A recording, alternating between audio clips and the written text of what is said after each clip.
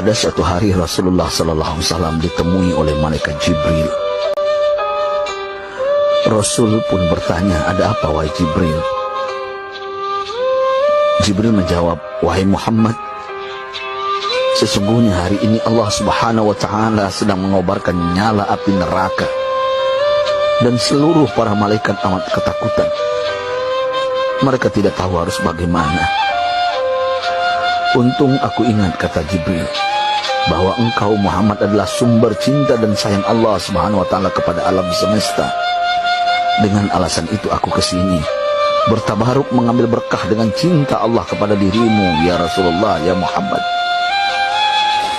Rasulullah terdiam beberapa saat, kemudian bertanya lagi, "Wahai Jibril, ceritakan padaku bagaimana neraka itu sesungguhnya." Jibril menjawab, "Wahai Muhammad, neraka itu bagaikan lubang-lubang yang terdiri dari 7 tingkat. Jarak antara satu lubang dengan yang lain ialah perjalanan 70 tahun. Lubang paling bawah adalah lubang yang paling panas." Nabi SAW meneruskan pertanyaannya, "Lalu siapakah penghuni lubang-lubang neraka itu, wahai Jibril? Sampaikan kepadaku, Jibril." Jibril menjawab, "Lubang yang paling bawah diciptakan untuk orang-orang munafik. Lubang yang berikutnya untuk penyembah berhala, lalu untuk penyembah bintang dan matahari." Jibril terus menerangkan penghuni tingkatan neraka hingga lubang yang kelima, tempat umat Yahudi, dan yang keenam dihuni oleh umat Nasrani. Setelah menjelaskan penghuni 6 tingkatan neraka, Jibril diam cukup lama. Rasulullah SAW penasaran dan bertanya kepada Jibril, "Wahai Jibril, siapakah penghuni neraka yang ke-7?" Jibril diam saja tidak menjawab. Rasulullah SAW mengulangi pertanyaannya, tapi Jibril tetap diam. Rasulullah tambah penasaran dan mendesak Jibril agar dijawab pertanyaannya. Akhirnya Jibril pun berkata, "Umatmu, wahai Muhammad, mereka itu para pelaku dosa besar di kalangan umatmu, yang dimana sampai mereka mati belum sempat bertaubat." Mendengar jawaban Jibril, Rasulullah langsung jatuh pingsan. Jibril merangkulnya dan meletakkan tubuh baginda di atas pangkuannya. Tak berapa lama Rasulullah SAW sadar dan langsung menangis bersimbah air mata dengan terisak-isak. Rasulullah mempertegas pertanyaannya, "Wahai Jibril, apakah benar ada di antara umatku yang masuk neraka?" Jibril menjawab, "Benar, wahai Muhammad, pelaku dosa besar di antara umatmu yang belum bertaubat." Setelah itu Rasulullah menghadap kiblat dan sujud kepada Allah dalam isak tangisnya. Sesekali dengan suara pelan beliau membisikkan kata-kata, "Ummati ya Rabb, ummati, ummati, ummati."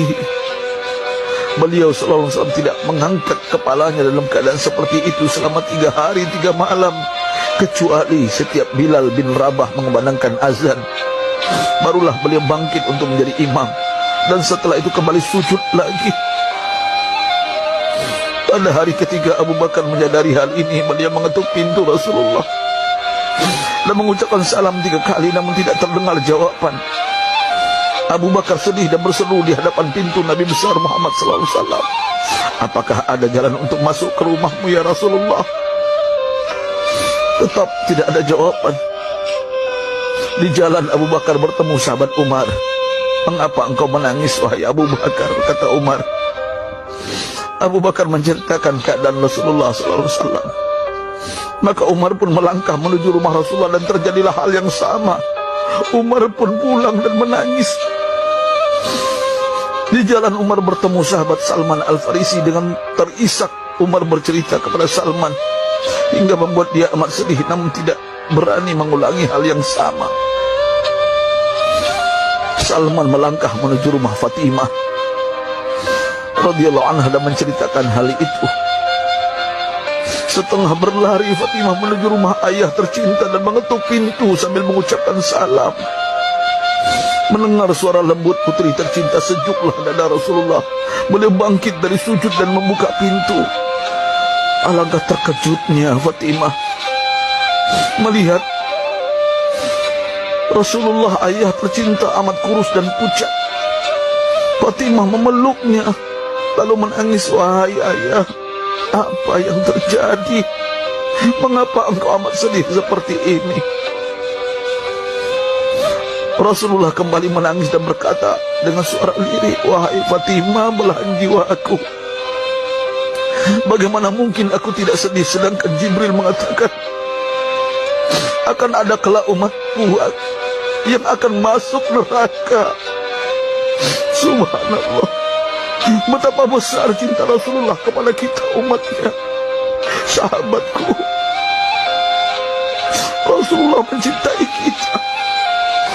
Antaman ma'aman ahbabta, engkau akan berkumpul dengan orang yang kau cintai. Mari kita mencintai baginda Nabi besar Muhammad SAW yang mencintai kita umat yang tidak rela kita masuk neraka. Mari kita mencintai beliau dengan berselawat.